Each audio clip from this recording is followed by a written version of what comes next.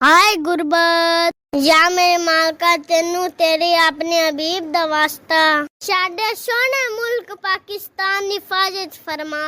या मेरे मालका सानू ऐसा हुक्मरान दे जेड़ा साडे जे गरीबां दी मदद करे, जिस दे दिल विच गरीब आवाम दा एहसास होवे। ऐसो दी गरीब आवाम तो गुरबत दे विच मरी पई है। और यार उस्मान, तू के रहते वजीर आजम लागे चुप करके कोली आटे दी मांग। जिंदगी विच पहली दफा इस इलाके विच मंगण आया। पता नहीं इस इलाके दे लोकां दा मिजाज किदां दा हैगा। चलो कोनी यार उस्मान, जो नसीबां में दाना पानी लिखिया मिल जाएगा। ओए यार, दरवाजे ते कौन हैगा? ओ भाई गुलाब शाह, कुछ अल्लाह दे नाम ते दियो।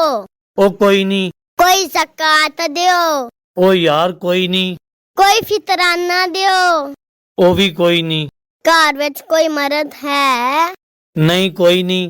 बेगम हैगी हूँ? आहो हैगी है। फिर ओए बाबे जी दे नाल तोड़ दियो। गुरु सब कुछ